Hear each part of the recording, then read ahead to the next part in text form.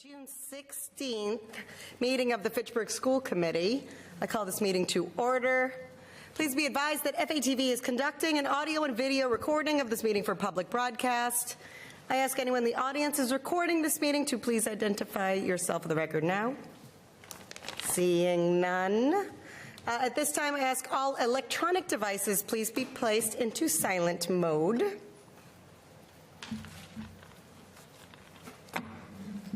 Everyone second for that. And then we will do the salute to the flag. Mr. Peter Stevens, would you please lead us in the salute to the flag? I pledge allegiance to the flag of the United States of America and to the republic for which it stands, one nation, under God, indivisible, with liberty and justice for all.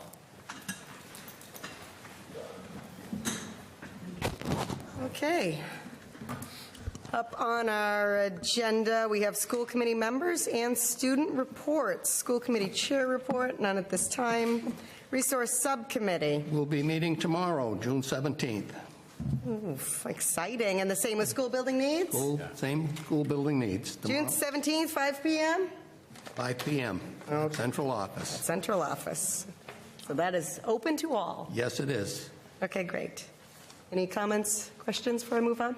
I will not be there tomorrow night. I have 8th grade promotion ceremony at Memorial tomorrow night. Yes. And then Lonsdale the next night. Okay. Yes. Okay, great. Policy subcommittee.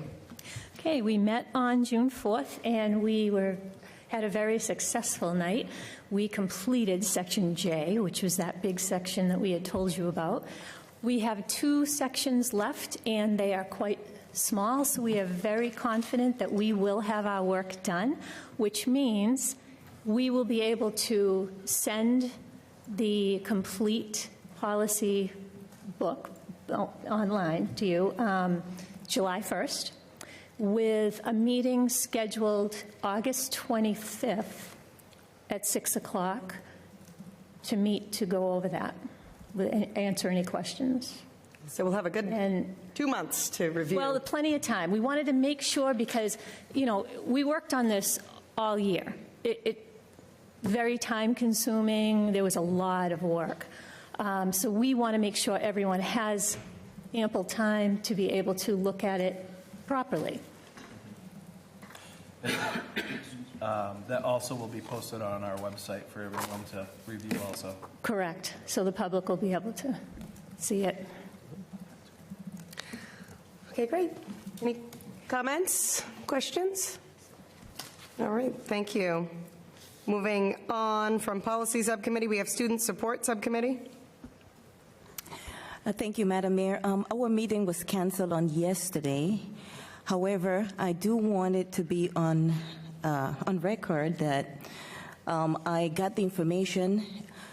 The last time we voted on the budget, it was stated here at the committee meeting that none of the teachers that were in front of the students were going to be let go. And I specifically asked before I voted, and I was told no teacher was going to let go. I found out, it came to my attention because people called me, that out of the only 5 teachers of color at the high school, the only 3 black females were given pink slips. Of these, 2 of them are certified and 1 is working on her certification. And then there was 1 black Hispanic that was also let go. So at the high school, with our diverse population, there is only 1 French teacher who is of color at the high school, and all these people were let go. And it was assured that none of the teachers in front of the students are going to be let go. That's not the only thing that I wanted to say. I also wanted to say... Point of order, please. This is supposed to be student support subcommittee. And I am the chair of the student support subcommittee report. Is this related to the student support? I am the chair of the Student Support Subcommittee, with all due respect, sir. But it's very important that these things are stated, because I also attended the Minority Fair meeting out in Boston where they were recruiting teachers of color. And I don't know if we are not giving the HR department enough funds so that they can do presentation or have a representation there that is recruiting teachers of color, because I saw another 50 schools. I was there personally. Twice I went. And poor Fitchburg, I was so embarrassed because there was just a table there with one person and there was nothing to draw teachers of color. So this is a concern to me, because the records, studies are showing that when students are not exposed to educators of color, they have a difficult time becoming better problem solvers and becoming more interested in going to college and become successful. So that's why, as the chair of the Student Support Subcommittee, I am mentioning these things. Thank you, Madam Mayor. I think, Dr. Knight, that it's more appropriate to discuss personnel matters in a private forum with the superintendents directly. So I'd like to see that conversation happen, with our superintendents, to make sure that statements made are accurate and not really appropriate in a public space. Yes, Madam Mayor. Okay, thank you. I don't want to prolong this, but it did come up in the last meeting about teachers being dismissed. Now, as chair of the Finance Resource Committee, there were no teaching positions eliminated in this budget. All the teaching positions are in the budget, and no teaching positions were eliminated.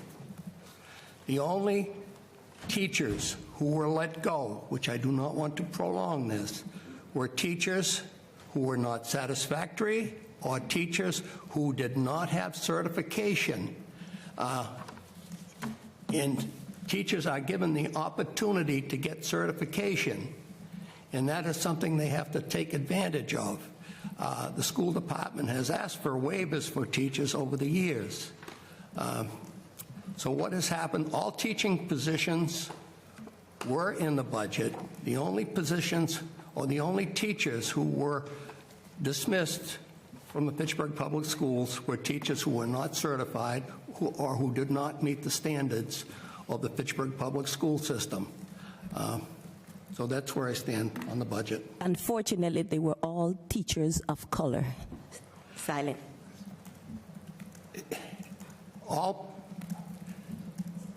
One of my very best friends, who I go to dinner with on most Saturday nights, who is white, was dismissed this year from school, was not allowed, was not given a waiver, and he is a white teacher. So it was not all just teachers of color who were dismissed from the school system.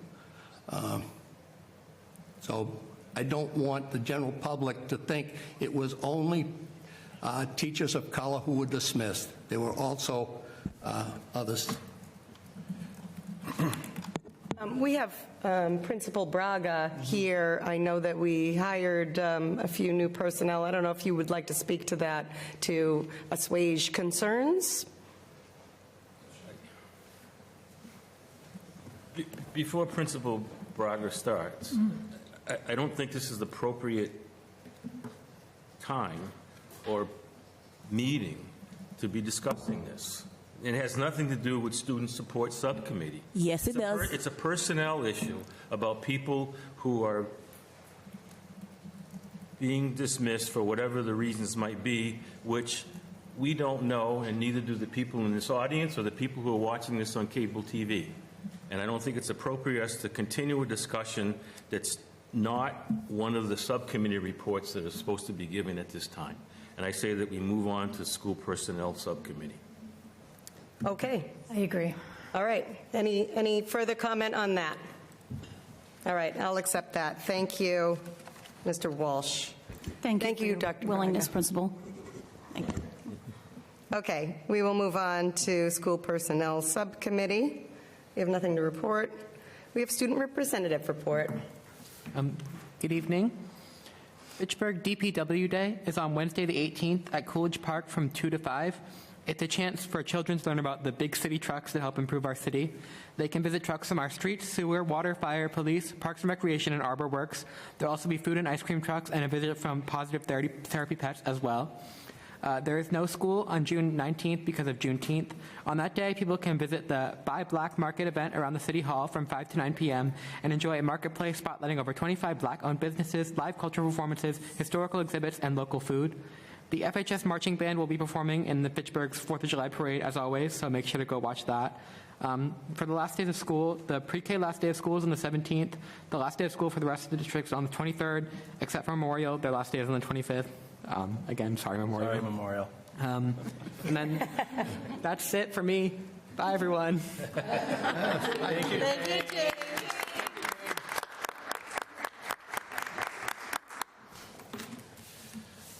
Okay. Any questions or comments on the student representative report? The last one from Mr. James Cannon. Mr. James.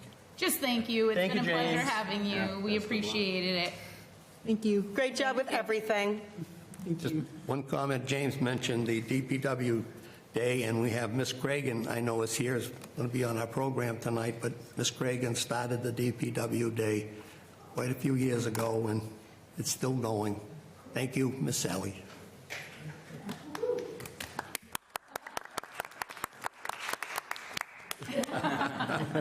Okay, moving on in our agenda, we have the approval of the minutes from the previous school Mayor? committee meeting. I'm so sorry to interrupt, but we actually missed a whole section of the agenda, communications. Right. No. Not yet. We're not there It's yet. coming. That's next.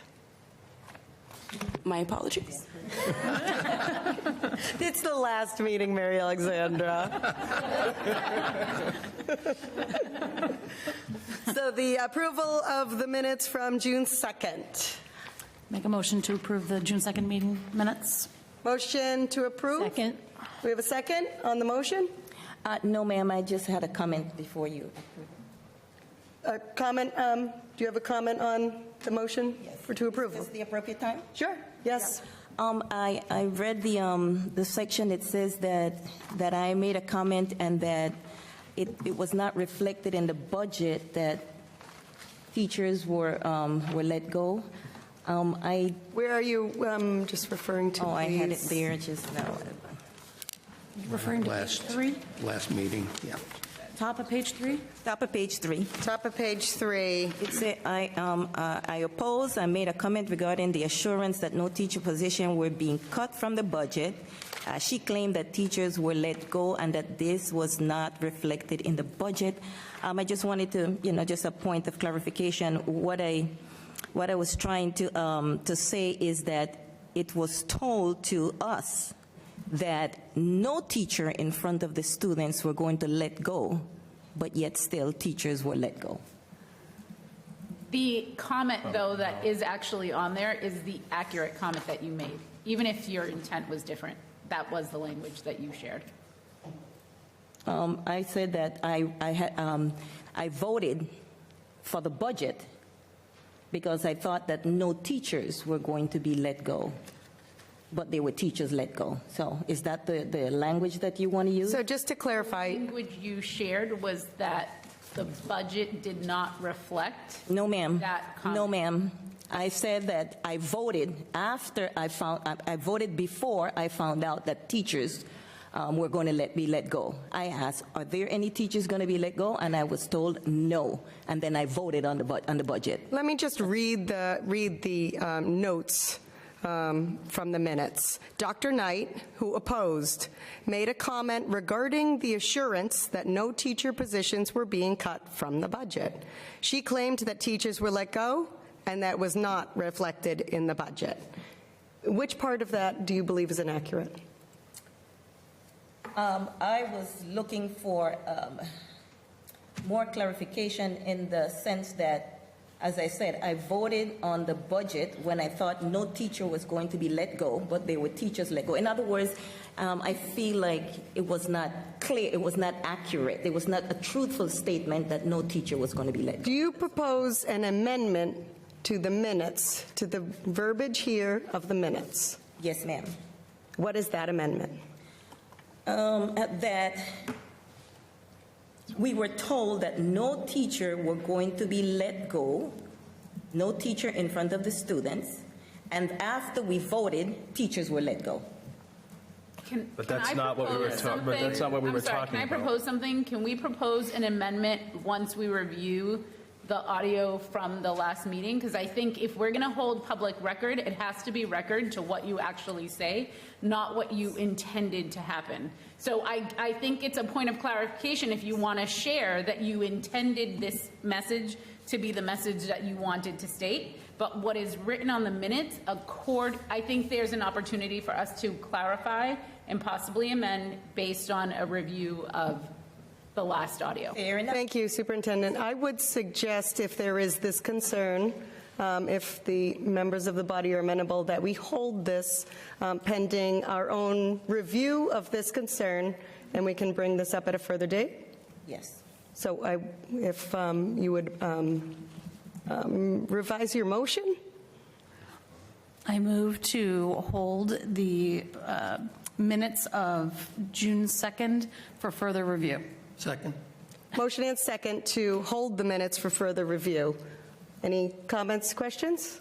No, ma'am. All in favor? Aye. Okay, we will hold the minutes for further review. Thank you for your input, everyone.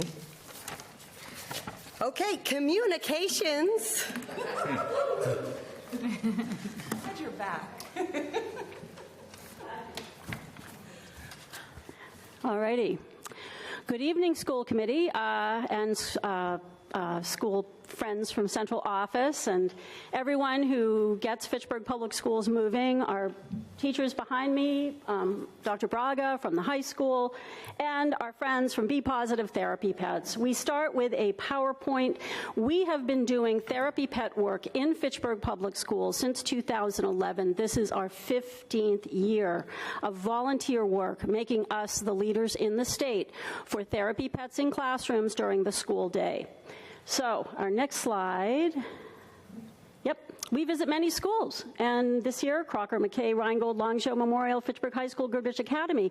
We spent a number of hours at Goodrich Academy talking to kids about what we did and how it worked, and we are working, we're going to work over the summer on what a student program where students are involved with handling animals, handling therapy pets would look like in the fall. The Rheingold program was every Monday, as it has been for 8 years. The Longshore Memorial, we came and spoke to after-school students. Also at McKay, we worked very closely with Mount Wachusett and the student program where kids think of, an idea that they're going to put forward to the community, and Cap and Kiefer over there were absolutely there every time to support those children. They wanted to have animals adopted out of the schools, which I thought was an absolutely brilliant idea. But at the end of the day, what we did is we got a lot of information to kids about spay-neuter, about vaccinations, and about animal health. Over at the high school, every second Tuesday, Dr. Braga, we always made sure that Dr. Braga got to meet the therapy pets, which was really nice. Again, we are at the perimeter of the cafeteria. We are not near the food, but kids who just, finished their lunch, needed some assistance emotionally, were very happy to see us. So that, again, initiating second Tuesday. We would average 25 to 35 kids for a 3-lunch period, and pretty well distributed, ages, genders, all that. No one felt self-conscious about hugging Kiefer. Let's put it that way. Yep. So let's see. Next slide, please. Next slide. Oh, and at Crocker, we had we also worked very closely with Kelly Morrison, also at Rheingold, on the dog contest. We had close to 500 entries, and Crocker Arts Department is really up for having pets, so we're very happy to bring them. So next time we need to let Mrs. Jeffries know so you can, well, again, it'll be a new school next year. I would like to give special notice of something new we're doing. Now, you may notice the handsome dog in the middle. That is the pride of Fitchburg. That is Dakota. Dakota is a yellow lab who is made out of the kindest, most loving material any dog could be made out of. And there is Dakota's mom, Deb Bardell, and there is our mayor having a wonderful moment presenting the certificate, because every first Saturday we have initiated a new kind of community event called Love Our Pets. And we invite everyone to come in 2026, I think it's May 2nd. But we do the Pride of Fitchburg with a dog promenade. So really, really happy to give that award. Kisses. What's that? He was giving me kisses. He is really a very chill dog, and I think that, you know, these guys would absolutely love to visit right here and now. Our next slide is... So this is the group. I'd like to just briefly make note of Helen Donlin, who passed away last year, who was really from the starting gate, a member of our group. Started with a Great Dane, ended with a rabbit. Just so devoted to what we did. And then our very, very good friend, Jen Bragdon, who passed away last fall, and her kids are with us. So these are amazing people that we lost. And the dog on the left, that is Sylvia. That is a seeing eye dog, and we hope to get Sylvia re-involved with our organization, because Jen was Sylvia's handler. And then, of course, is Sarayu, that's my dog, that's Reggie, our cat, and then there is Kiefer. And this was taken by our student assistant, Adriana Tardif, who can pull together a web page like nobody's business. So this was kind of our gang around Christmas time, and we had this as a banner for a long time.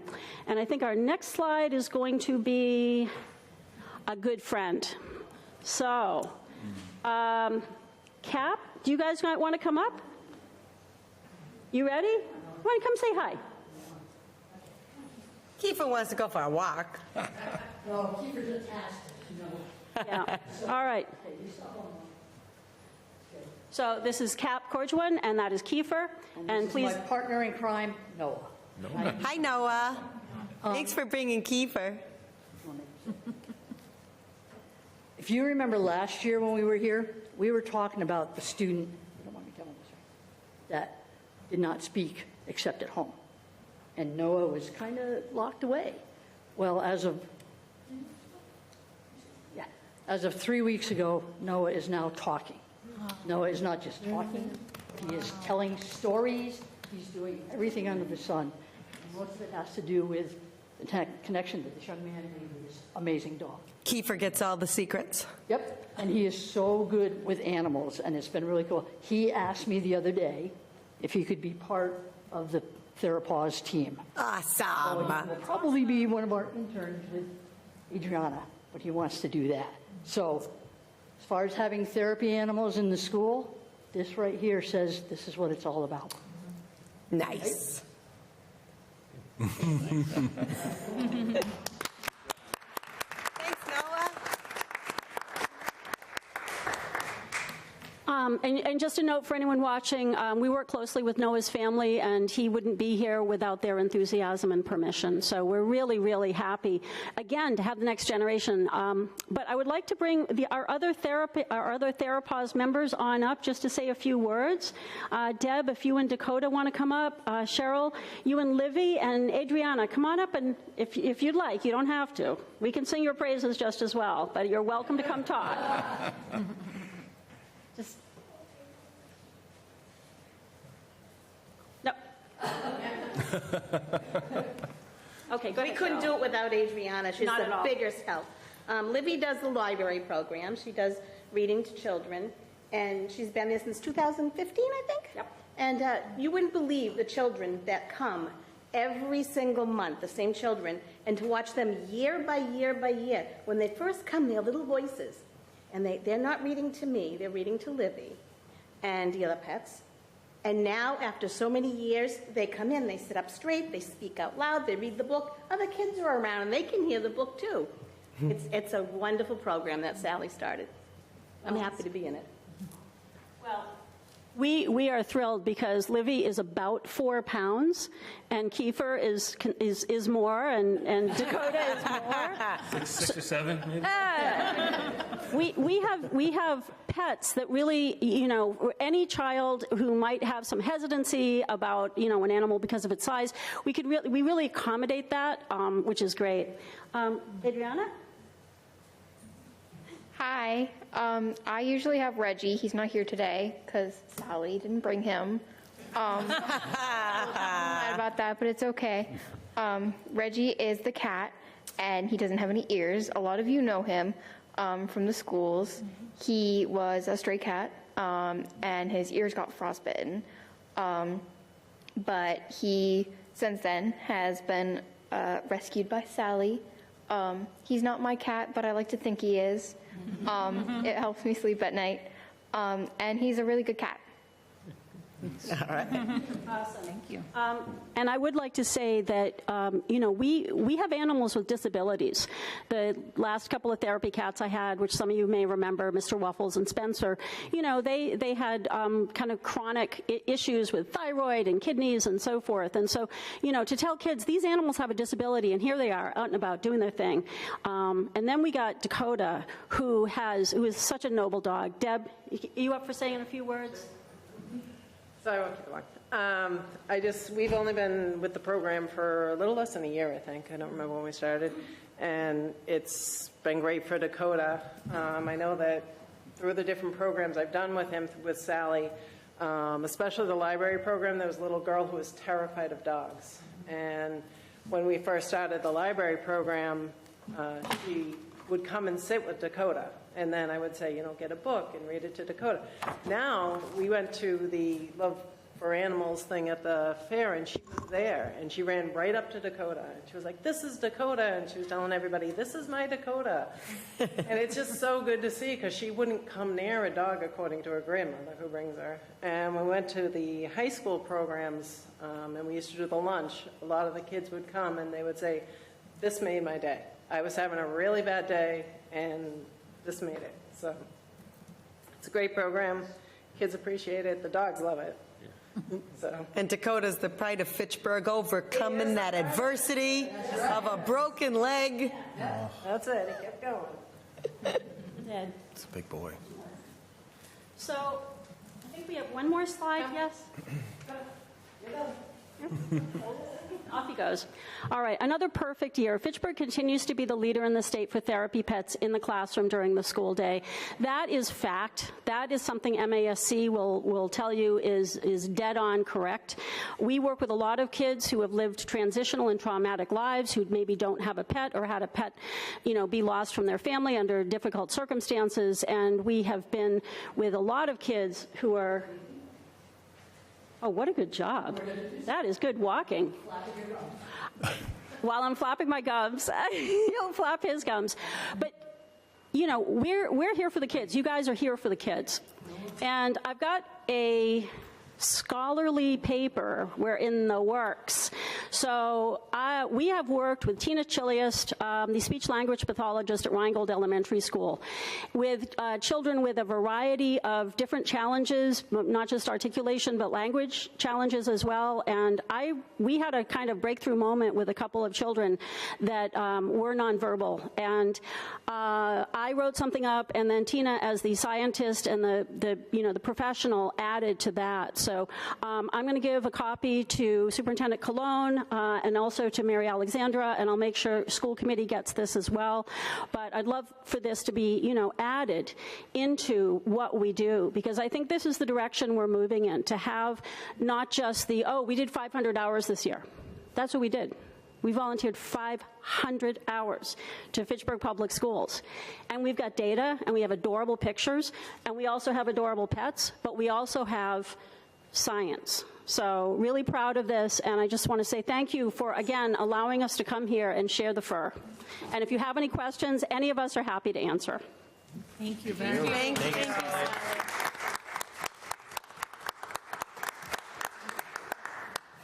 Any of our school committee members have any questions or comments about the Therapy Pets program? The only comment, I think we'll present again this year We present at the state convention, superintendent school committee convention every year. And I have a big car, but I wish I had, Sally had some of the pictures of my car with Kiefer and Cap in the back seat, and Sally and I and Reggie in the front seat, and all of the equipment and everything that has to go. So I kind of drive like this all the way to the Cape yeah, with Reggie on my lap. And but looking forward to doing that again this year.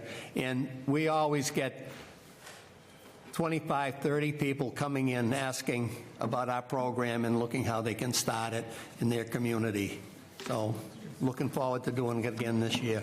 And as I'm at the conference, moving in different circles, I hear people talking, there's therapy pets.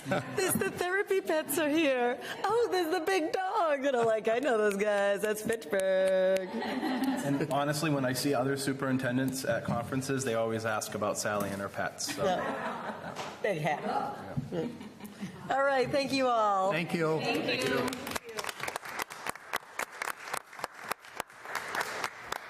Okay, next on the agenda, and equally as fun, superintendent evaluations. Yes, always fun to do this. Get all my paperwork here. The superintendent is evaluated on several steps, and those are looked at as the superintendent is unsatisfactory, needs improvement, and what we're looking for is to be proficient or exemplary. We're looking for our superintendent to be exemplary, and that's on our 3-point scale. Step 1 of the assessment progress, step 1, assessment progress towards goals. The superintendent came out with a 2.72. This is the cumulative grading of the entirety of the school committee. Yes. 6 of the 7 members. Step 2 assesses performance on standards, 2.95. Step 3 rates overall summative performance, 2.88. Standard 1, instructional leadership, 2.88. Standard 2, management and operations, 3.05. And why that's a little higher is because the superintendent in some areas was exemplary, so which raised it up. Standard 3, family and community engagement, 3.0. Standard 4, professional culture, 2.83. Those were the numbers for the superintendent, which are quite high. Some comments that were from school committee members. Standard 1, indicator B, needs improvement in the areas of meeting diverse needs of our diverse population of students. Example, student-teacher minority ratio is unacceptable. Standard 2, management and operation, indicator B, the recruitment that made educators diversity and career fair was poorly represented in comparison to the strategies used by all other districts to attract minority candidates. Standard 3, standards of family and community engagement could benefit from more focus on indicators, which is Part D, family concerns. Standard 4, professional culture, indicator F, needs improvement in the operation of response to disagreement and conflict resolution. Superintendent Jonathan Thompson has successfully completed his second year as superintendent in the Fitchburg Public Schools. What sets him apart from most is his ability to listen to others and understand that one person can't and doesn't run a school system successfully alone. He, along with his team, meet regularly and make decisions that are in the best interest of our students. He will be the first to tell you that he isn't always easy. However, the difficult work is worth it when you see the success. Superintendent Thompson is very visible and approachable. He welcomes students, families, and staff and community members to contact him, invite him to events. His weekly newsletter updates the community on many happenings within the district, and his office hours provide a space for those who wish to meet him in private settings. The year has been busy with projects to improve the health and safety of our buildings. Superintendent Thompson knows the importance of keeping things both up to date and in working order. He prioritizes projects and adjusts the schedule according to necessary while being physically responsible. Superintendent Thompson was faced with all district contracts up for renewal. He, along with his team, was able to settle all of them, all of this while many districts were voting to strike or take action.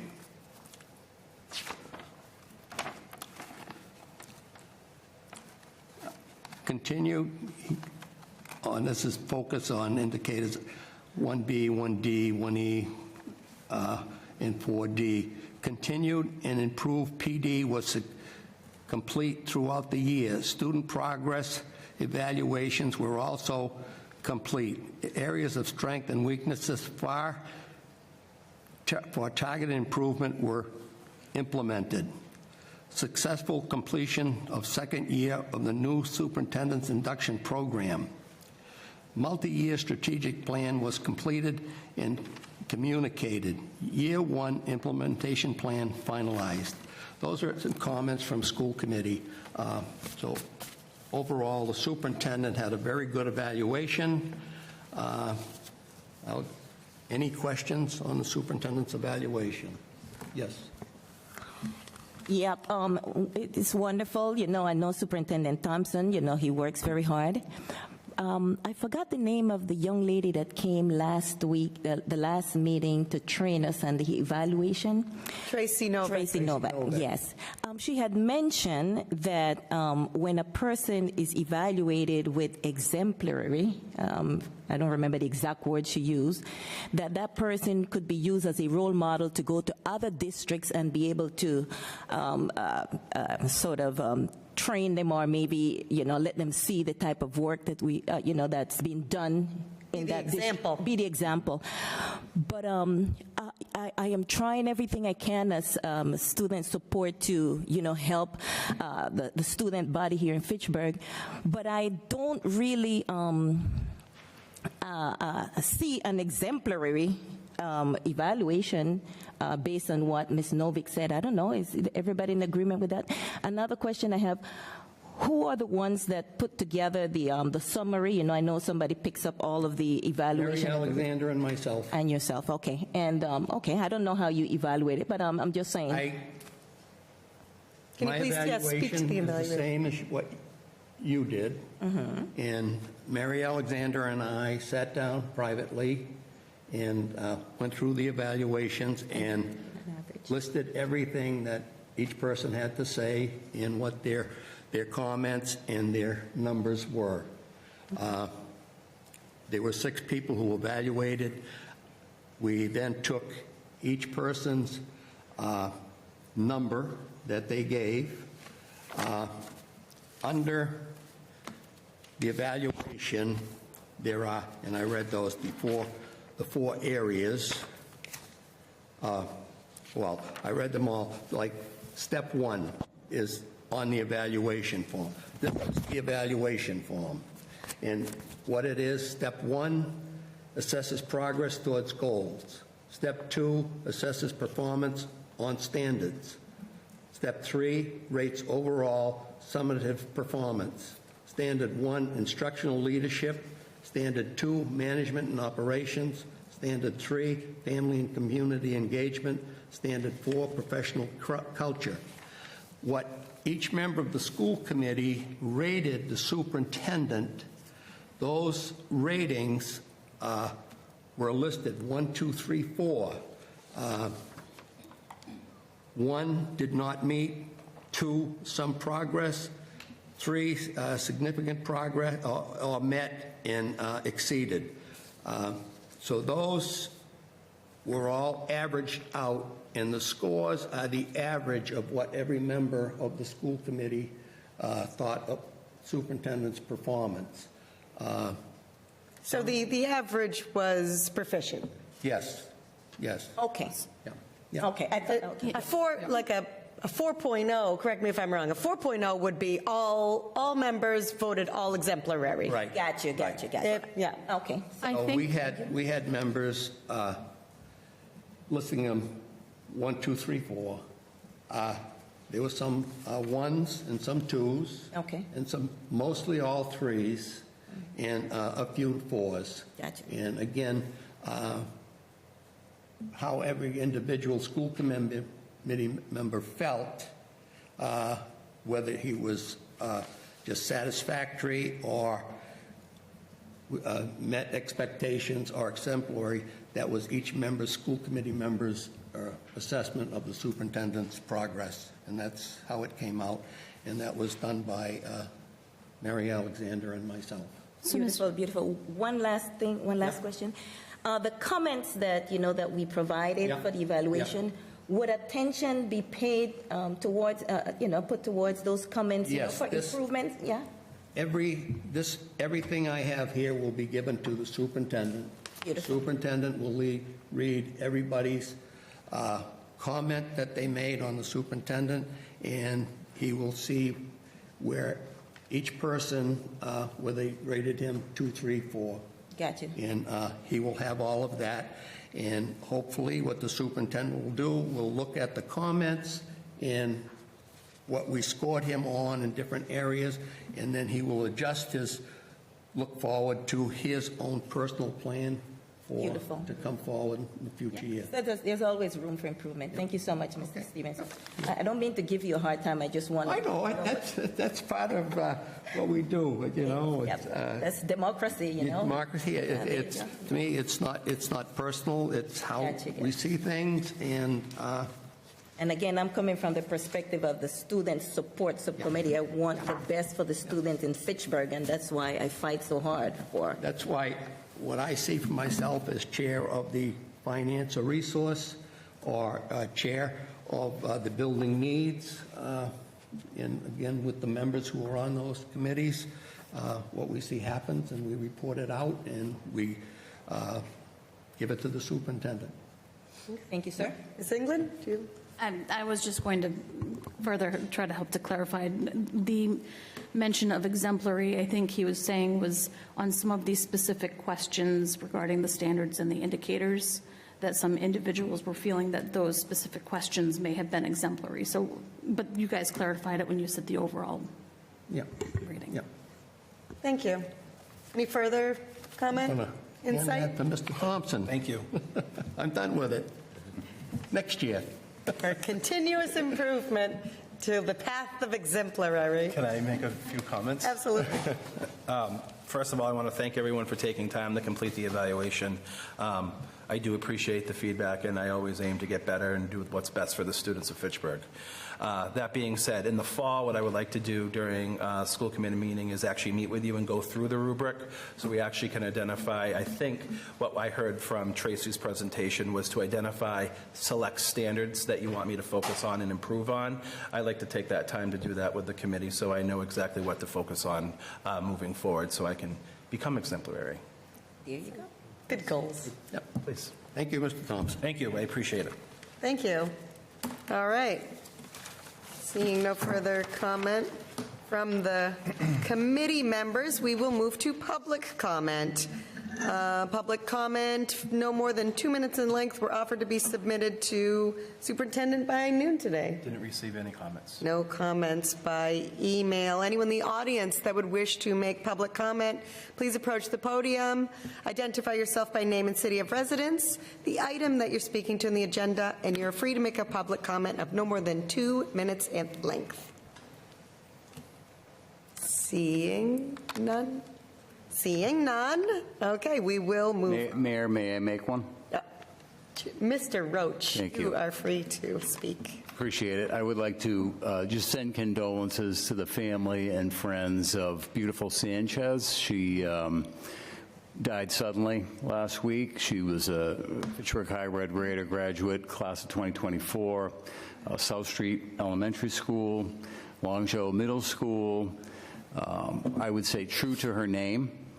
She made a humongous impact on many, many students and staff alike.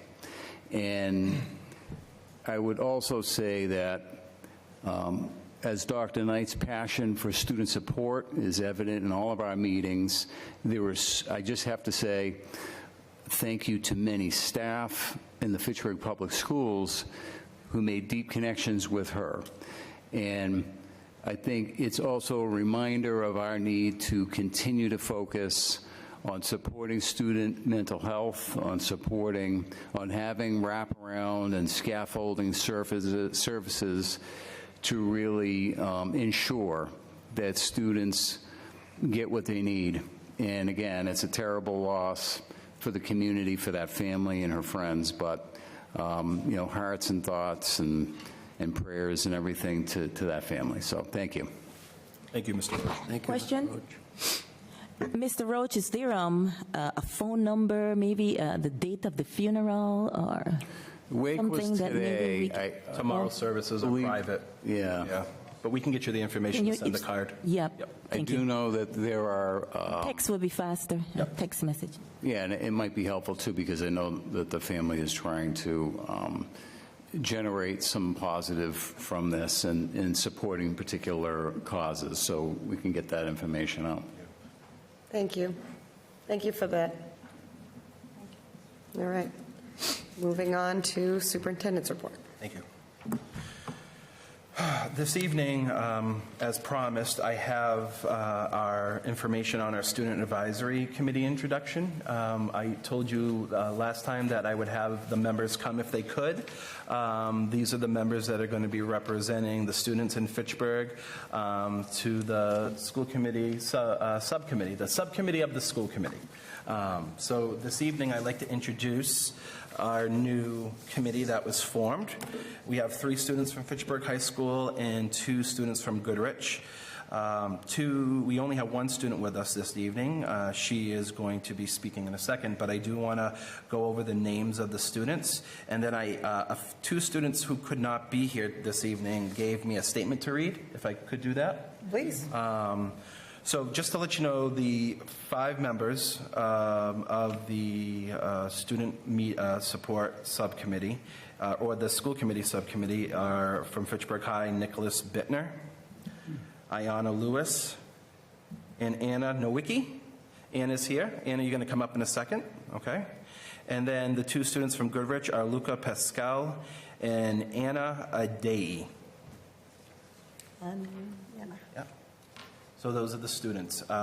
So they all join together in one student advisory one committee. Student Advisory Committee. They'll meet together as a group, and then the 1 member selected by those 5 students will be here at school committee next year to represent the student. Okay. So that being said, I have a few statements from 2 people. The first one is from Nicholas Bittner. He wrote this, and I'll read it out loud to everyone. This is: greetings. My name is Nicholas Bittner, and I am one of the recent elected Student Advisory Committee representatives from Fitchburg High School. I apologize for not being present at today's meeting. I am currently attending the Massachusetts Boys State at Stonehill College, learning more about state government and collaborating with your youth on the topics that face our communities. Being involved in government and student representation is something I have always been passionate about, and I am excited to represent my school and my peers in the committee, sharing our perspective and providing insight into student body at Fitchburg High School. There are many important topics and issues in our school that students want to have a say in, and I look forward to making sure these voices are heard. I am grateful to have been offered this amazing opportunity, and I applaud the district's efforts to include student voices in the school committee. I hope that everyone has a great summer, and I'm excited to start working with the committee once the school year begins. Thank you. Sincerely, Nicholas Bittner. Nice. So that's from Nicholas. And Ayanna Lewis wrote a message. Hello, school committee members. My name is Ayanna Zari Lewis, and I'm a junior at Fitchburg High School. I am so sorry I could not attend, as I am attending Massachusetts Girls Stage. However, I'm excited to continue in being an active community member, and I hope to ignite change within my school and gain experience in public affairs. As well as I wish to learn as much as I can from you and come with an open mind. All right. And then Anna, would you like to come up and read your statement? My name is Anna Nowicki, and I hope to make Fitchburg High a more inclusive and a better place to be taught and to teach. Thank you. Thank you. We're excited to have you at our brand new, what's it called again? Student Advisory Committee. To the School Committee. Yes. Yes. That sounds great. And what a great opportunity for us to get, information directly from the students. So, I think this is just a fantastic adjustment to the way that we've been operating. So thank you very much for looking into this and putting all this together. Thank you for joining. All right. Thank you, Leanna. And I think last time, I recall, the schedule for those meetings were in your packet last time, correct? Right. Okay. And I think the first one's in October, correct, next year? Yes. October, yes. All right, we look forward to working with the committee. All right, our next piece is the retirees' acknowledgement. And unfortunately, we only have 2 people that were able to join us today. But out of the teachers in Fitchburg, we have 14 retirees this year. 2 are with us this evening. And on behalf of all the educators and staff in Fitchburg Public Schools, I just want to say congratulations. And again, thank you so much for all you've done for the city of Fitchburg and our students. Thank you very, very much.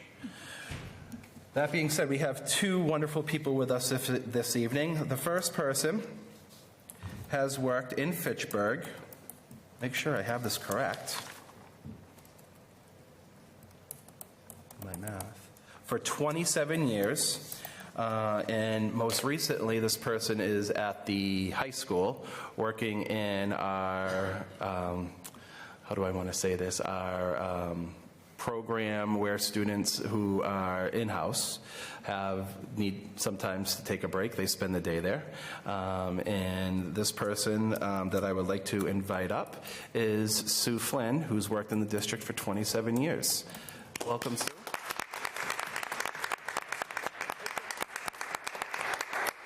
I'm going to ask you a bunch of questions, Sue.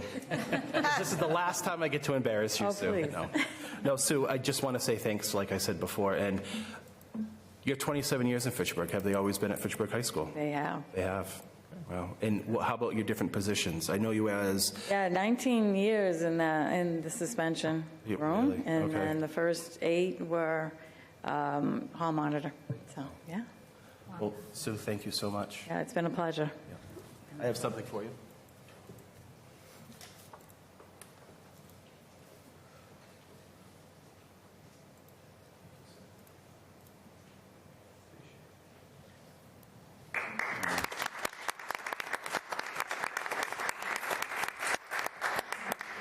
If I could just add quickly, sorry. Worked for 11 years with Sue, and hard to find a more reliable, dedicated, committed person. Yeah, it sounds like one of those punitive type roles, and like she would be some, very difficult person or hard person or whatever. In fact, it was quite the opposite. She formed relationships with students that we kept in school that might have needed some kind of consequence for behaviors. But I was always impressed with Sue or Miss Flynn's ability to connect with every kid, and kids that, had a hard time connecting and were struggling with school and struggling with the structures of school or finding relevance to it or whatever, things that we could always do better. But she was such a key member of the Fitchburg High School team for the time I was there, and I know obviously for the other 16 years as well. So thanks a lot, Sue. Thank you, Sue. And just on a personal note, I've known Sue now for the last 15 years, working closely with Sue. Sue's also a member of the Teachers Union, and she holds one of the executive board positions. And Sue has always been a pleasure to work with. She's been pleasant, courteous, and always doing what's best for kids. So I just, again, wanted to say thank you to Sue for that. So, I'd like to say that I've known Sue since grammar school, and she's always been that nice, kind person. Oh, thanks. And I also wanted to say, Miss Sue, did I miss you? I left about 98. Were you there the year I was? That's when you started. So we probably crossed each other. But thank you so much for all that you did for the students at Fitchburg High School, or the entire public school. 27 years is a very long time. Thank you for your commitment. And congratulations. Congratulations. Enjoy this. Really. What's next step, Sue? I have a 1-year-old grandson, so I'll be home a lot of daycare. That's great. Well, he's very lucky to be with you. Thank you, Sue. All right. And the other staff member that's here, I've known for a very long time, ever since I've been in school in another district. She was actually, when I was in school, a 3rd grade teacher. And then I got to know her when she came to Fitchburg, and I came to Fitchburg first as the literacy coach in Fitchburg at Crocker Elementary School, and most recently in her position at McKay as a Title I reading teacher, one of the best Title I reading teachers that we have. If you want to know anything about reading, you find this person and she will tell you and let you know. I'd like to honor Gretchen Gruber for her 22 years in Fitchburg Public Schools. Congratulations.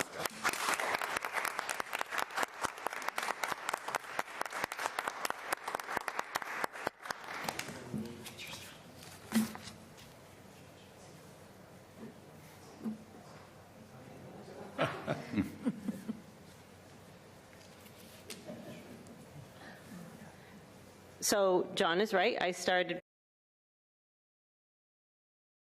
a 3rd grade teacher, then a 2nd grade teacher, then a 1st grade teacher. I kept getting demoted, but I became trained through the Literacy Collaborative, and that was the beginning of my coaching career in year 12. And then Fitchburg had an opening in 2003 at South Street. I was a literacy coach there for 2 years, and then went over to Crocker, where I met Debbie.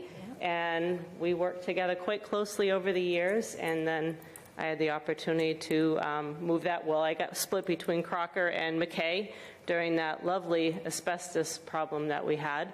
And so I became, connected to the people over at McKay, and then moved in working with Mark Pierce over there and continued to stay. So it's been quite a ride, 35 years. So. You have to tell everyone what's next, because I'm very jealous. What's next? A motorhome, and we'll be traveling across the country and visiting lots of different animal sanctuaries and shelters along the way, seeing national parks, state parks, and getting to see what this beautiful world is all about from a different angle. So hopefully we'll write a couple children's books on that I have tucked away in my memory, and sharing all about what we do, hopefully, in a video vlog. So we shall see. Best of luck. Make us proud. Yes. That's awesome. Thank you, Gretchen. Yes. Thank you so much. Thank you very much. And just Gretchen and Sue and all the retirees, we do have gifts for you. They're, of course, not here yet, because I guess I never order them in the correct amount of time. It's what my wife always yells at me for. Can you order them a couple months in advance, please? But I will mail them to your homes once they come in. I do apologize. I would just like to say that, yes, I met Gretchen when she came over to Crocker, and when she left to go to McKay as the literacy coach, I became Crocker's literacy coach, and I really credit everything that I was able to do because of what I learned from Gretchen. Over those years, we worked closely together and became good friends, and the friendship I value. And John, like you said, with reading, I mean, if you want a child to learn to read, Gretchen's the person. Reading, writing, just amazing. So it's a loss for Fitchburg, but I wish you and Eric the best retirement ever. Thank you. And your mom. Anyone else? Okay, great. Thank you. Are you going to read this? I am. Oh, good, because I can't see that far. What? You can't see that? We do actually have a total of 14 retirees. I'd like to go over their names with you and how many years they've been in Fitchburg. Okay. We have Robin Bashant. I hope I said that correctly. Bashant. Thank you. 20 years. Juan Delgado, 14 years. John Donnelly, 26 years. James Jacobs, 11 years. Holly Johansson, 10 years. Sorry, they couldn't fit on all in one slide. Give me 1 second.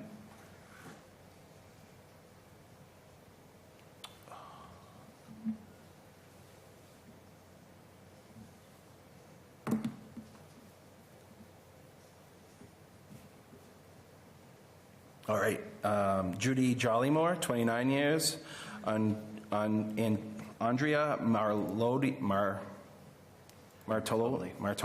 thank you. Martoli Heineman, 12 years. Joan McWilliams, 31 years. Paul Perillo, 9 years. Tracy Penault, 24 years. Lori Rampello, 16 years. And Deb Sherborne, 27 years. So those are the 14 staff members who are retiring this year.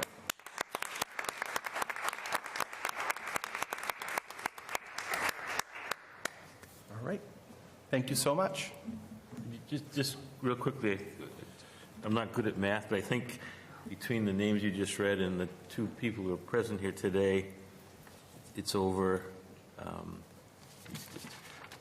little over 280 years of teaching experience at Fitchburg Public Schools, and I know a lot of students appreciate what you've all done, and I appreciate what you've done.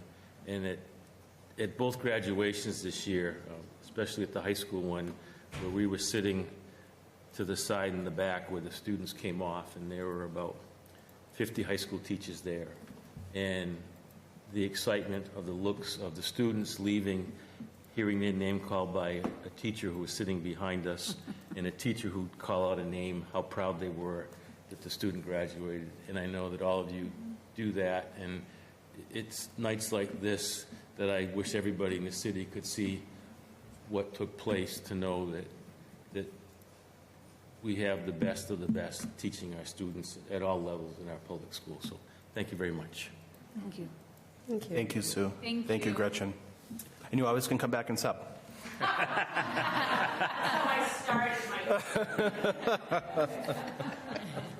Run for school committee. Or run for school. I heard it's cool. You can attend It's remote. a nice retirement gig. It is, right? Stay Keeps you connected. engaged still. Yeah, absolutely. I put 35 years in, and I'm another 15 now doing this. All right, thank you, everyone. We'll move on. We have our last report from our directors this evening. We have our special education department here this evening. We have our director of special education, Alicia Barosby, in addition to the two assistant directors for special education, Kat Craven and Amy Lavasser. Did I say it right? Good job. Amy just got married, so she Congratulations. changed her last name on me. So. I did. I threw you for a loop. Perfect, thank you. So good evening, everyone. Thank you for having us. I'm Alicia Barosby, Director of Special Education. Amy Lavasser, Assistant Director. Kat Craven, the other Assistant Director. So we wanted to highlight all of our special education partners who we work with. Each of our buildings does have a special education administrator and an evaluation team leader to help support special education students and families. But as you see, it's a pretty long list. I couldn't list everyone, but these are all the partners that we work with, including our families and community members.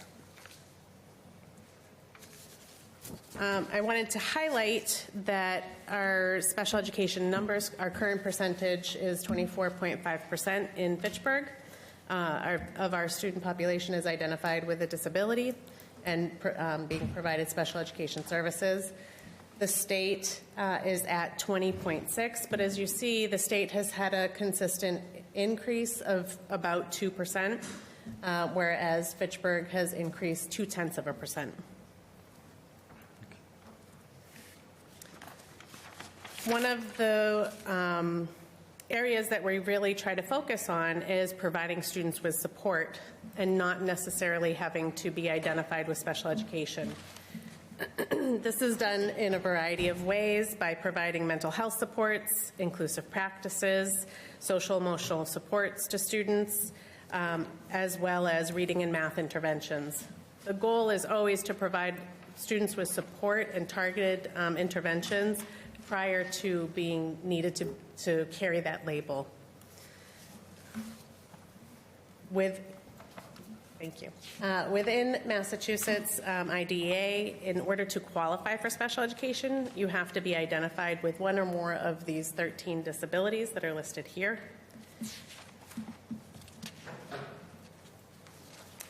And with that, after evaluations and assessment, the IEP comes into place, the Individualized Education Program. So as I'm sure you're all aware that we did implement a new IEP process and a new IEP form this year. So this year, the Special Education Department has implemented one of the most significant shifts in special education practice we've seen in almost 2 decades. And that would be the rollout of the new IEP form as well as the process. To provide you a little bit of context, the previous IEP that was used in Massachusetts had not been updated since 2000. So almost 23 years that the form was not updated. In that time, we've seen significant changes in our understanding of inclusive practices, family engagement, equity, measurable outcomes for students with disabilities. So you can say that this redesign was long overdue and necessary. Our department took this rollout very seriously, and we committed ourselves to ensuring a smooth, thoughtful, and impactful transition. Across the department, our staff participated in extensive training and collaborative planning to adapt to this change. Initial feedback from our families and our staff was very positive. And as we continue to move forward, we'll continue to provide coaching, gather feedback, and refine our practices. It's really important to note this is more than just a form change. This is a mindset shift. And it challenges us to raise our expectations, build stronger partnerships, and stay laser focused on outcomes that matter. So with that being said, throughout the year, we focused our work around 6 key goals that align with the spirit and structure of the new IEP form and process. First, centered around family and student voice. So we're no longer just planning for a year of services, we're planning for life outcomes with student and families at the center of that vision. And I really want to highlight student vision because we are really aspiring to hear students' voices.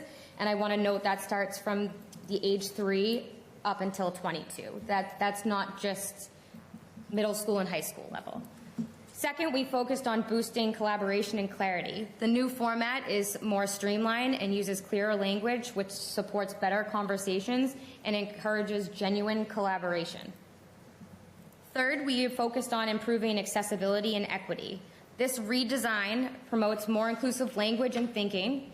It emphasizes access to the general education curriculum, culturally responsive practices, and a strong commitment to the least restrictive environment, ensuring that students are educated with their peers whenever possible. Next, it focuses on clear extended school year planning. It now holds its own extended school year section of the IEP. This now pushes teams to progress monitor data and be more intentional in determining the needs of our students. Fifth, enhanced measurable goals and data usage. We work hard to write goals that are more specific, skill-based, and measurable. The goals are now more directly tied to the services that students receive and the progress reports that are sent home. And finally, integrated transition planning. Transition plans are no longer a separate entity. They're now directly, it begins at age 14 and is woven throughout the IEP. So it is no longer a separate piece of the IEP. And I think it's also important to highlight that in terms of the improved accessibility and equity, one of the things that Fitchburg did, thank you to Eva Kelly, as well as superintendent and assistant superintendents, supporting the purchase of Lexmark, which was a translating device and tool that while we provided translations to families, it was never, we were able to do interpretation, but it was never the reports or the IEP. There was always a lag in the ability to provide those to parents in their native language. So with the support of that program, we were able to immediately translate and keep in the same format, so families had had the ability to actually participate and have the same information that all other team members had, despite any language barrier there. And just to add to that piece too, one of the bigger portions of the new IEP that talks about equity is there is a specific section in the IEP now that identifies students that may be ESL students, and it also talks about ways in which we are educating them along terms with modifications of having a disability. Were families and parents happy with the new IEP or, okay, okay. So there was positive feedback, but we'll segue. So one of the things that we did was we included specific questions around the new IEP and family engagement in our family survey that we provided to families. Of 157 responses from specifically parents of special education students, they felt, so 85% of them felt positive or neutral about the new IEP rollout. The specific questions, what have been the benefits? And I also want to point out that this was provided in all families' languages, and they were able to respond in their language as well. What have been the benefits of the new IEP process? The process is easy. Reading the IEP is easier. My child has more confidence and is able to communicate better. Teachers are listening, and they are quick to respond to my reflection and assist me with accuracy. Expectations are high, and I really like this. And as I kind of said, it's more than just a change of form. It's definitely a mindset shift. What suggestions do you have to improve your child's experience? What we heard was communication is key. That kind of seemed to be a running theme. So continuing to find ways for us to communicate and our staff and families to communicate. Understanding what triggers my student. I think schools should teach children to share and make them play together. Strong communications from teachers and other staff with parents is key, especially as kids get older and won't always be forthcoming around homework. In general, some of the comments, again, communication seemed to be a significant focus. The related service providers have been great to work with this year. Communication, information sharing, language accessibility, family workshops, programs, and programs were listed. That seemed to be the theme, was Yeah. communication. And now we wanted to share some trends that we noticed this year, which kind of helped us shape our focus as a department. The first was from the CDC, and what we noticed was that there has been a substantial increase in our students that are diagnosed with autism. So 5 years ago, it was 1 in 36 students, and now it's increased to 1 in 31 students that are diagnosed with autism. Additionally, 1 in 6 students that are 3 to 17 years old have some sort of developmental disability of some kind. So that sort of gave us pause and made us think, how do we need to change our programming, our services, our evaluations? Another trend we noticed was that there were the level of need of students that we were finding moving into our district has really significantly increased. So in grades preschool to 8, we had 127 students move in with IEPs, and of those students, 28 are in substantially separate classrooms. So that's our pathways rooms, our guided learning rooms, or our learning perspectives classrooms. So 6 of those students were out-of-district students, and then 22 of those kiddos moved in from out-of-state. As a result, we noticed that we had to make some changes. So last year, we added an additional substantially separate classroom to South Street, and this year, or moving forward for next year, we are going to be adding 2 more. So 1 will go at Crocker, and 1 will go at McKay. So part of our goal or challenge is really how can we provide the most effective services to students within our community and their community while remaining fiscally responsible. I've heard it several times. The largest costs to a district are the out-of-district placements and transportation. I've heard this talked about quite a bit during school committee and budget time. And we're really committed to making child-centered decisions while also supporting students in the least restrictive environment. And this sometimes will require some creative problem solving. So an example is we've had some discussion about how can we provide our students additional support on the large bus prior to making the decision that a child needs specialized transportation that is more costly to the district. how can we find ways to support them and without keeping them in that least restrictive environment. The district is also exploring possible locations to open a public day school in Fitchburg in an effort to keep our students and their supports within their own community, much like a collaborative it does. So those are some of the things that we are trying to do to maintain that fiscal responsibility. We also wanted to highlight some of the work that our community has done over the next slide, please. Thank you. All right, so our related service providers, so in highlighting some of the great things that have happened within the special education department and that our staff, students, and families have participated in, it needs to be celebrated. Our related service providers put on parent support groups. Throughout the year, they did 2 different parent support groups, which they utilized what parents were asking for, what they recognized were needs for themselves within their homes based upon their students. So as you can see, the first topic in December was feeding differences in selective eaters.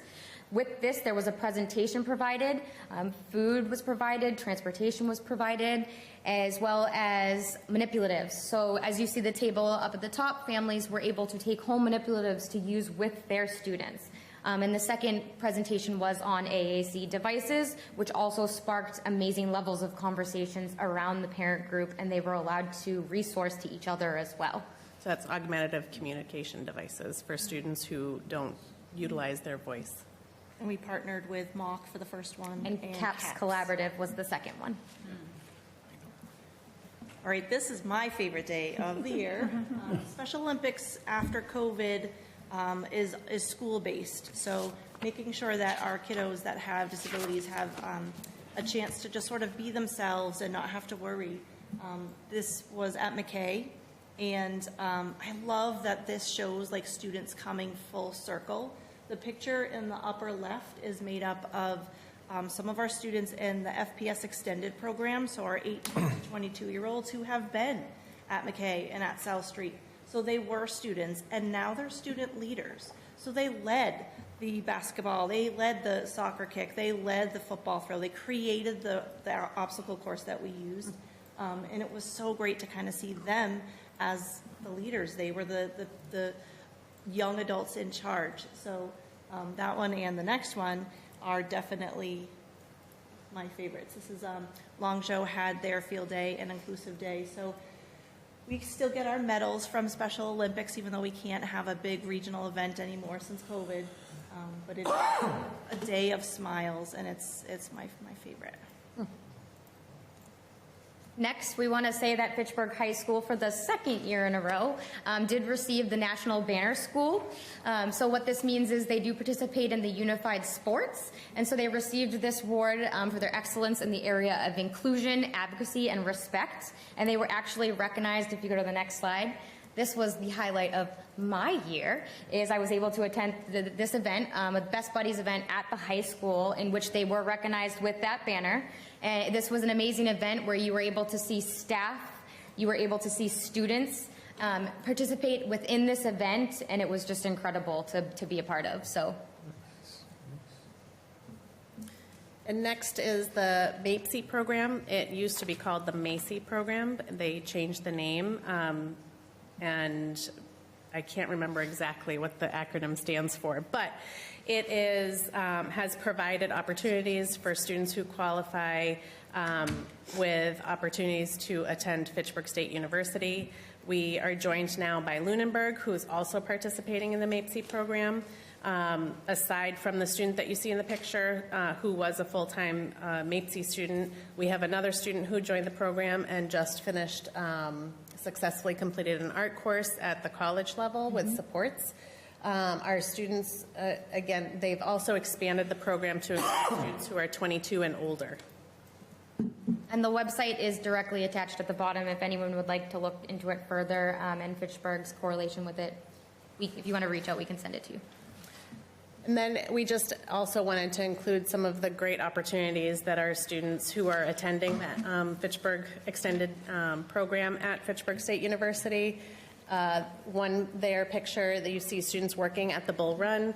So a lot of the students are included and have jobs in the community, but also participate in some of the great events like the Bravehearts game. The next slide highlights a master class with Broadway. So the two teachers there, Meryl Higgins and Steve Salona, are really key to that program and finding these great opportunities for our students. And lastly, one of the things that we are working on currently is providing, uploading the procedure manual for clarity and communication. We would like, and so we will be posting our procedure manual online on our website for families to be able to know, like, what's the procedure, what's the process, as well as our, staff will be able to access, as well as our families. Awesome. And lastly, we just couldn't do this work without our staff, students, and families. So we just want to thank you all. These are some awesome cheerleaders from one of the Special Olympics Day. And our contact information is there if anybody needs anything. Great. Great. Thank you. Thank you. Excellent. Thank you very much. Questions for the Special Education Department? I'm just so impressed with the direction, the forward thinking, and just where special ed is now. And I can just see the team, the way, and you're passionate as you speak, Yeah, and we really have a great team of staff. It really, Yeah. I mean, they are on the ground working with students, working with families. So our goal is to help support them to do that work. And just, the involvement of families, and I like that the students are doing the thinking too, and, the involvement with them. And our teachers are really empowering students. They're taking the student vision and they're hitting the ground running, all the way from students that are nonverbal all the way up to high school. They are empowering students. That's great. That's great. Thank you. The one thing that, I forget, one of you mentioned, I forget which one, I'm sorry. I was paying attention. The fact that you talked about planning for the students, for them not just through grade 12 at the high school, but beyond when they're done. I think that's preparing them for life, not just for school. I don't think, I was like overwhelmed with what all you do. Well, and what you need to do. And it's with the support. I mean, that's the great part of, there's a lot of support from the district administration to support students and provide opportunities for students to have real life learning happen. Now, is that newer programming that they're working with the college? What was the Plus 22? The MAPC, yes, Yeah. it is. How new is that? I think this is the second year. The first year was kind of let's dip our toes in it, and this year the other towns, they really are getting it underway, and other towns are being included.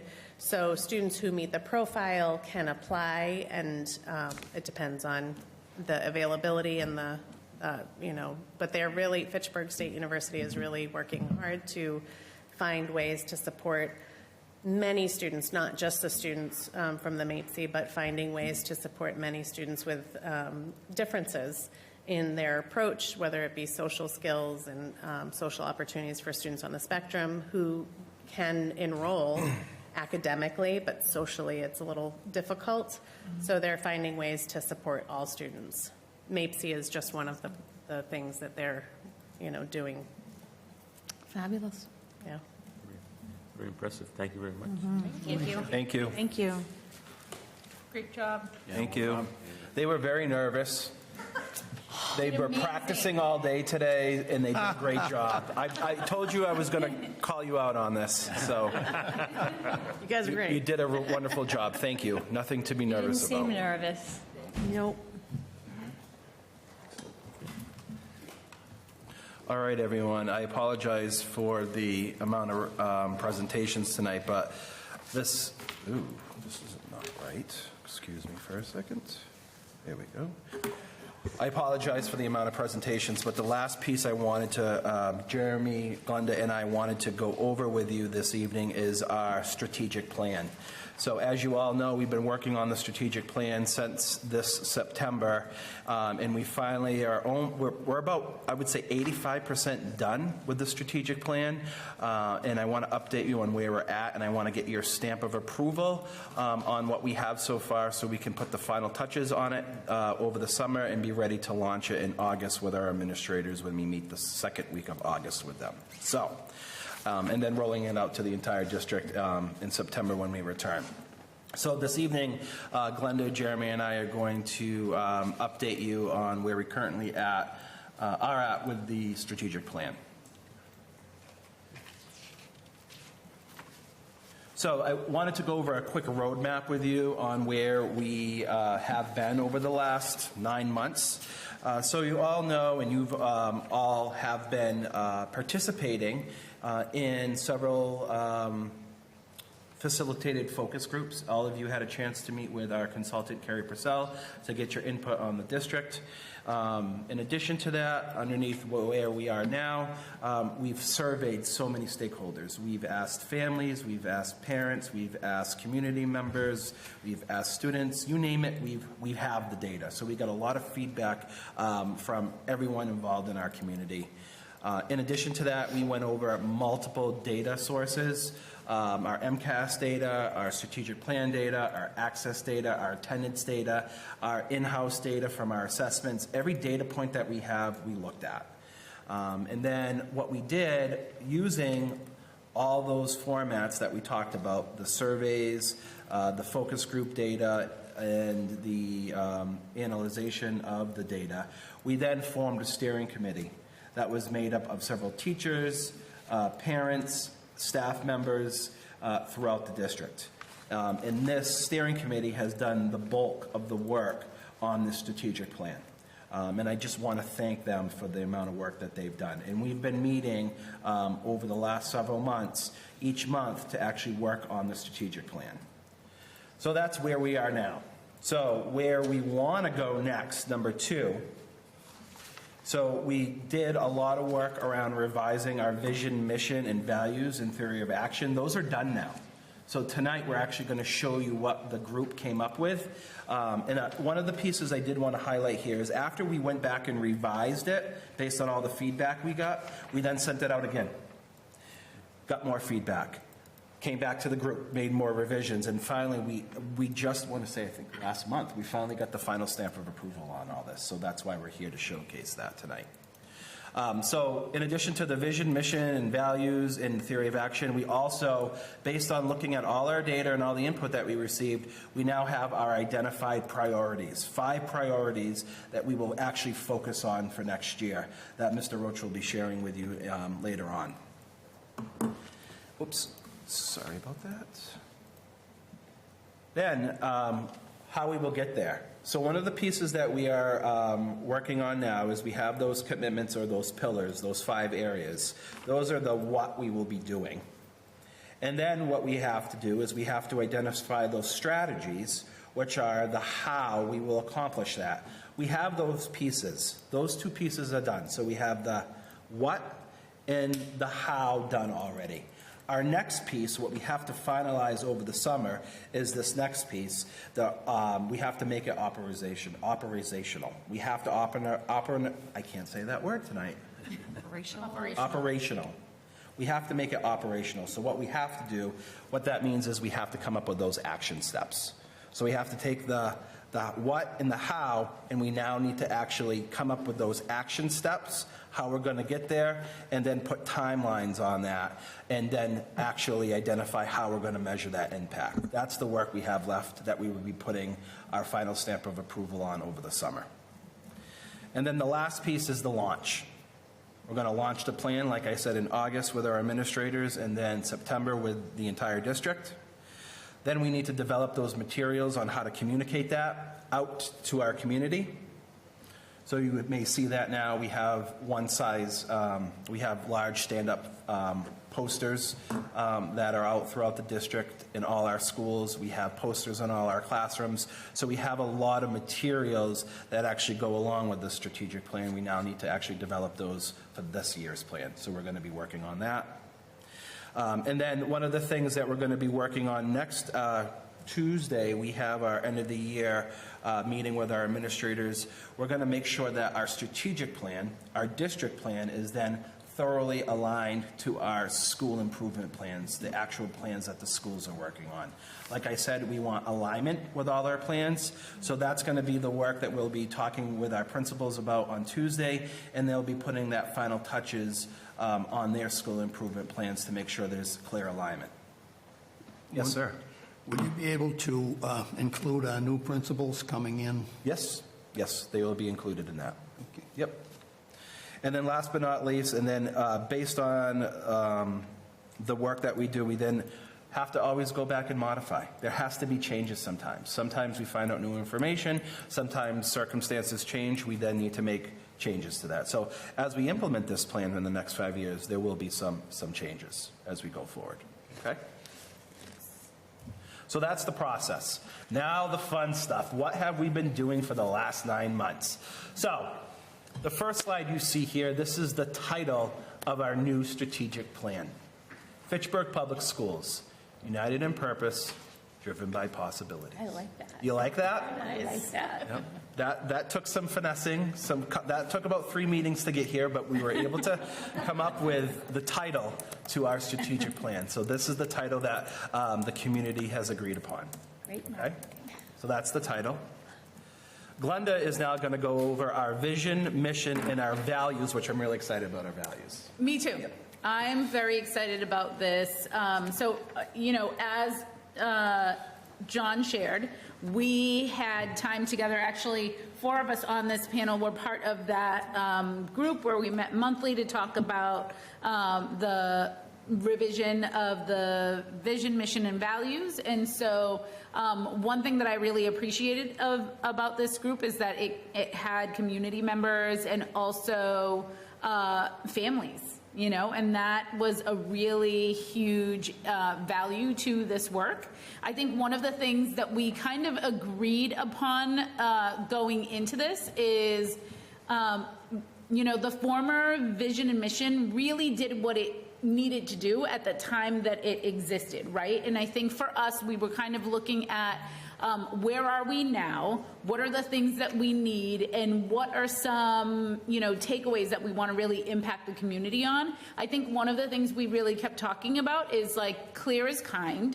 We want people to be able to recognize and remember the vision, right? So we wanted simplicity, but we wanted it to really touch upon the population of students that we serve now and the needs that we have now. So that was a really important piece to us. And really our family voice, I would have to say, was such an important piece about this. I would, just highlight that one of the major things that they shared about this is, our former vision was very much driven with the idea that our students all have a vision or this pathway to go to college. And we really wanted to create something that had a pathway for all of our students, those including that want to have a career pathway. And so really this is encompassing all the needs of our community and really the aspirations that we have for Fitchburg.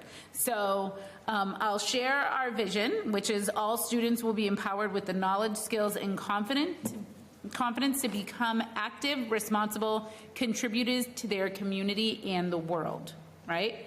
And then our mission, so the how that we're going to do this is that Fitchburg Public Schools empowers all students to excel academically, grow socially and emotionally, and thrive in a diverse, interconnected world. This is accomplished through building strong partnerships among students, educators, families, and the community, cultivating an inclusive, dynamic teaching and learning environment that nurtures curiosity, meets diverse needs, and removes barriers to success, and then advancing equity, fostering innovation, and inspiring lifelong learning. So I think those really hit home to all the values that we shared about. And speaking of values, one thing we really wanted this vision and mission to lean in on is just how great Fitchburg is. So I don't know if you notice, but the values underneath are growth, reflection, engagement, adaptability, and trust. So again, simplicity, but we want you to remember Fitchburg is great, and we're letting you all know through our values. I envision a T-shirt with that. Fitchburg is great. So, Dr. Knight. Yes, I'm just so sad to say that this would be more beautiful if we had a diverse body of teachers working in our schools, not getting rid of them. So I will echo and I will share that Fitchburg is great. We are really working hard, and I think we need to acknowledge the tremendous amount of work that we are doing and just recognize that there is actually a lot of beauty in the work that we do. And so I think it's really important that we also continue to empower the current staffing that we have, because there is a lot of need in our district. We don't negate the fact that you share what you share, but I personally want to stamp and share that this is actually a very beautiful vision and mission, because that's the goal that we strive for. Regardless of what's happening right now or what you may not believe is happening, this is a beautiful vision and mission for our students and our diverse. But it would be stronger if we had a diverse body of teachers working in the district and not getting rid of them, I say again. We can agree to disagree. Thank you. Any questions on our vision, mission, and values? I'd like to compliment the work that was put into this by everyone, and that the families and staff were involved in it. I think it's great. Thank you. Thank you. And the title is very suave. It's what? So then the title is very suave. Swab. Swab. I thought you said small. I'm like, it's small. You like it? You like the title? I do. Thank you. All right, the next piece is our theory of action, and that's our kind of our commitment. If we do this in Fitchburg, then this is what we will achieve, right? So our theory of action: every student, every classroom, every day. When the Fitchburg community works together through strong systems, high expectations, strategic support, and a shared belief in every student's potential, then every student graduates confident, capable, and ready to thrive in learning, work, and life. This piece took a lot, because we talked about, we're starting to look at what do we hope for our graduates when they leave high school, right? And we talked about learning. We talked about going to school, continuing the learning. We talked about going to work. That's very important. A lot of our students do go to work right away. They may go to work, they may start a trade, or they may just go explore life. So we wanted to make sure, as we continue to work on what our vision is of a graduate from Fitchburg High School, again, we're going to start that work next year, because we don't have that really clearly defined right now. We wanted to make sure our current theory of action actually had that in here.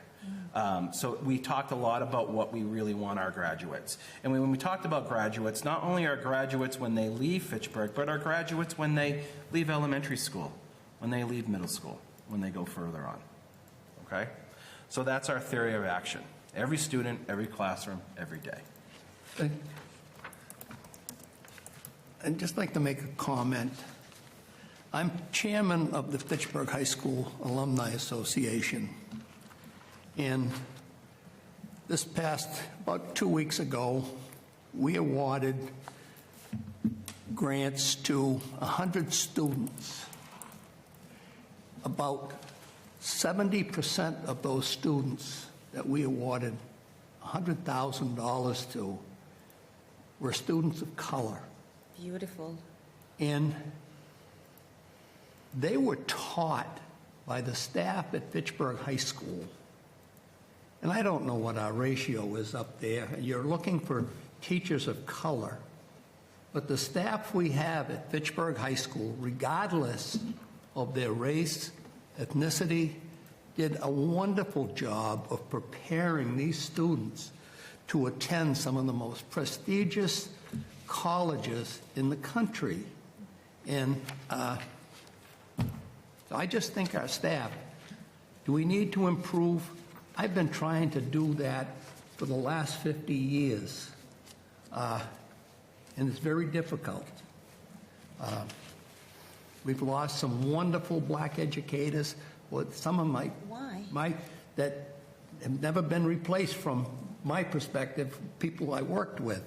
But I've continued to go out and try to recruit, not as much in recent years because I'm not a principal anymore, but our staff at Fitchburg High School and all of our schools are doing a wonderful job with our large minority population, and it shows when they graduate from Fitchburg High School, where they get accepted to college, and not always where they go, but where they get accepted to. And our staff has just done a wonderful job. And you hear people come back here and say about our students when they go, one thing I've been saying, when they go travel to different places, they get accolades of how good our students are, how well behaved, how courteous, and what a great job they do. And regardless of who is at the high school, what their race and nationality, they're doing a fantastic job, and we can't forget that. We Exactly. Need to So recognize why let part of the people that were there helping the students, why let them go? When you said, well, not you specifically, when it was said that none of them was going to be let go. That's a Dr. Knight, I'm going to address this, and I'm sorry to cut you off, Mr. Stevens, but Dr. Knight, I will go back to what I said during the budget presentation. Teachers were not let go because of budget. Every year, we have teachers that are licensure issues because of personal issues. That's more than likely the reason why that these 3 teachers were let go. I don't know the information off the top of my head for these 4 people. And then Mr. Stevenson mentioned a 6th person. I'd just like to once again request that these discussions about specific personnel be brought offline and have this discussion in a private setting. Yes, ma'am. The only thing is that when we do that, then it dies out and nothing happens. You know, that's what's been happening over and over and over. We've lost great people in the district that were doing great jobs because we want to talk about it later on and nothing happens. I'm going to respectfully disagree, and I'm sorry, but you know, I want to remind us about the role of our work is to work collaboratively together. I think there's a lot of assumption making about what happens and what does not happen when we are outside of this space. You can't possibly know the ins and outs of every single behavior that occurs in a school district or in a school building. Now, if you want to inquire about that, I do always have my door open, ask people to come communicate and talk to us, but I ask you to be respectful and to not generalize, but actually share facts. This is not the platform for that. I ask that you come forward and communicate with us, and then I'm happy to share a summary or an overview whenever that is appropriate, but this is not the appropriate platform for you to do that. And I find it actually disrespectful because we do a lot of work in the district for our staffing. I did not say that you don't do a lot of work. But there was a specific thing that I'm talking about, and I don't find it disrespectful. I think it needs to be public so that everyone can know what's going on. Dr. Knight, a lot of wrong practices that go on, and that's wrong. If we could start the process and procedure, start with the concern privately, and if the concern is not addressed to your satisfaction, then we can take it at a further level. Yes, Madam Mayor. And please reach out to me and schedule a meeting. I'd be happy to meet with you, Dr. Knight. Thank you, everyone. May I continue, Mayor? Yes, please. Thank you. Any questions on the theory of action? All right. Mr. Roach will now talk about our 5 pillars or our 5 commitments. Yep, and I think the part at the heading at the top says essentially what the team really felt the pillars should articulate, which is the work that we're doing, what we will do, what's in action, the current pillars, which were more category-oriented. So, for example, teaching and learning transition to all students will grow and achieve. It's an activity, it's an action, it's something that will be continuing and continuous throughout the experience that a student has in the Fitchburg Public Schools. For student experience and support systems, that morphed into all students are supported and engaged. We talked a lot about that, I think, earlier in the meeting tonight. It's a core aspect of what goes on in the schools. It's a core aspect of what you heard from the special ed team. But throughout the schools, and I know Mr. Walker from Memorial has been a big part of this committee as well, coming, in hosting. Very, very grateful for that, to host at Memorial's library. But I think, it's something that will be happening, and we commit to that. It's a pillar of what we'll be doing. Talent, recruitment, development, and retention becomes all staff are invested and empowered. And I know we're talking a lot about this tonight, and a fact is, in 2020, we had 79 staff members of color. In 2025, we have 130. Is it where we need to be exactly? No. Is it progress of 60% in a relatively short period of time? It is. So again, I think that's something that we continue to focus on. We have to keep our eye on the ball and ensure that our staff do feel invested, they do feel empowered, so when they are here, they stay here. And they continue to be a part of the good things that are going on, and continue to feel like they have a voice and feel like they have a role in improving the conditions for our students in our schools. Family and community engagement becomes all families and partners are engaged and valued. And I think this process of the meetings that we had throughout the year was a really good example of that, because it was a mix of parent and community members, staff members from all levels of the school district, administrators, former staff members that participated in it, in addition to others. And again, I think that's where we want to continue to focus on that action of engaging our families, engaging those partners. I think the event that Eva Kelly and Luisa Fernandez coordinated and organized at Fitchburg State last Friday, I feel like it was Friday, there were we had to bring in tables, we had to bring in chairs, because there were so many people that consider themselves and are partners, from construction companies to social service agencies to higher ed organizations to community members that just want to help and want to be a part of this engagement activity. And I think helping them to feel valued is something that we need to continue to do. And then, the one that clears the room always, fiscal responsibility and sustainability, becomes all resources are aligned, because, again, we need to make sure that with what we have, and we know what we have yearly, the state sets that in January, we work to meet that net school spending, that we use those resources to, again, we've talking about it earlier before, the type of staff that will really drive student outcomes, the folks that will make that difference, and that we build resources and professional development to support their continued growth, and we, like Mr. Stevens said, build outcomes for kids, whether it's through a scholarship that helps them launch into higher ed, through an after-dark program where they're learning to become a carpenter or electrician or potentially a plumber in the future, to military connections like Mr. Rojas does with junior ROTC, all in everything above and beyond and between and around. So I'm really excited about the pillars. Again, I think the committee felt very strongly, let's turn these into the actions that we commit to doing. Thank you, Mr. Roach. And again, as I said before, these are the pillars, but underneath these pillars, there's very specific pieces that we will all be working on. If I went over them, we'd be here till midnight. But we wanted to give you an overview of what the pillars are, and a little taste of what's underneath each one. And then last but not least, like I said, what's next? We're going to be finalizing the plan over the summer. We'll be launching that again in August and September. Again, the plan will be putting those steps, very clear steps and actions into place over the summer.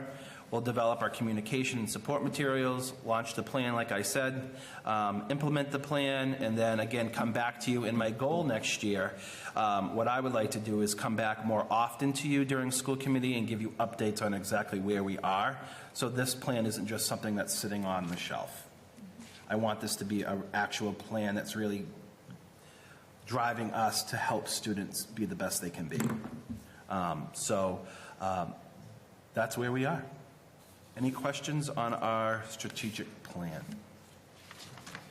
I do want to thank all the school committee members for your participation in this, in addition to all the community members. We had a lot of input from people, and I think, just talking about and thinking about the last process that we did 5 years ago for this plan, and now, this was, I think, the most voice we ever had.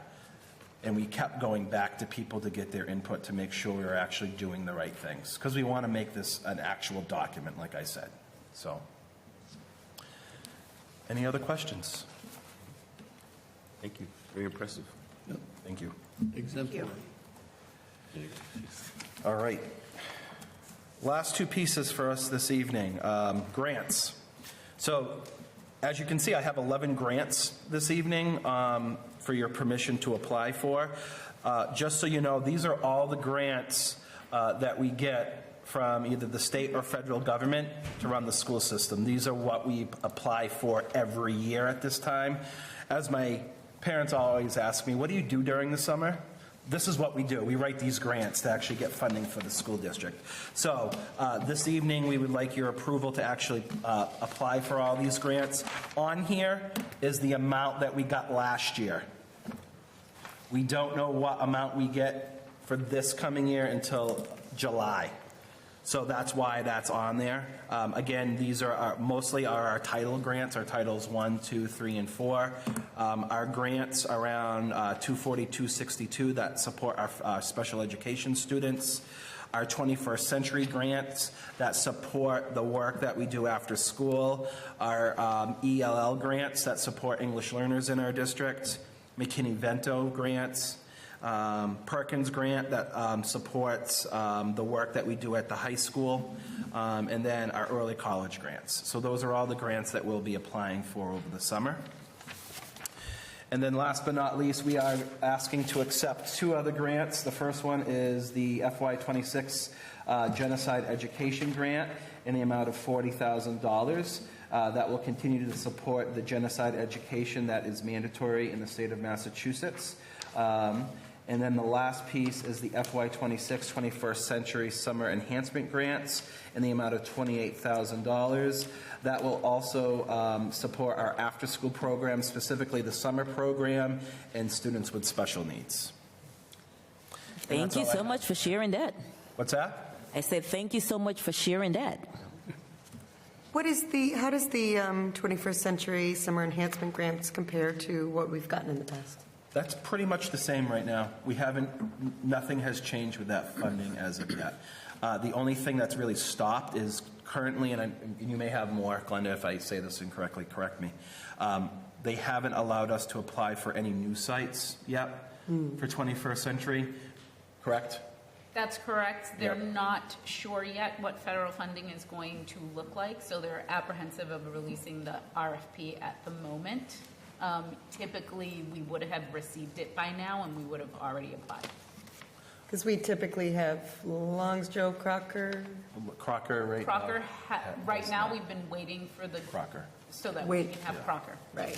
So we've been using our title funds to actually support that program, which we may obviously have to do next year too.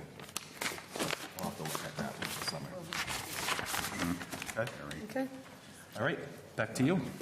I'll make a motion to bundle 2520 and 25521. Second? Motion is second to bundle 25520 and 25521. So Motion. that will be taking our action items out of order. No, those are the two. Those are just three? Would you like to I'm include sorry. 25,519? Yes, I'm sorry. I amend my motion to include 25,519. Through 25,521. Motion and second? Second. Any comment on the motion? All in favor of the bundle?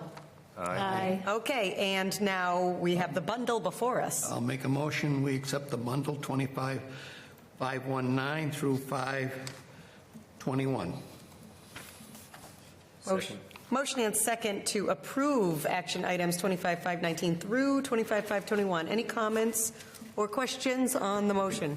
Yes, like we did last year, Superintendent, can we have a meeting with the person in charge of, I forgot the name of the person in charge of... HR?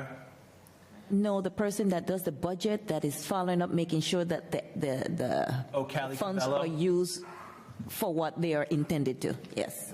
We had a meeting last year, remember? Yeah, we can meet over the summer. When Beautiful. We can schedule that, absolutely. Yep. Thank you. Yes. All right. Any further comment? And all in favor? Aye. Okay, that's unanimous. Motion for adjournment. Second. Sorry. Just a reminder, August 25th Okay. is our next meeting. Okay? That's our special meeting to talk about policy. Okay. August 25th. For everybody? Everybody, yep. August 25th. Okay. Monday the 25th. Reminders would help. At 6 o'clock. 6 o'clock. Right here. Be there or be square. Okay, we had a motion to adjourn. Sorry. We had a motion and second to adjourn, is that correct? Yes, All right, I'll take that as unanimous consent. We're adjourned. Thank you.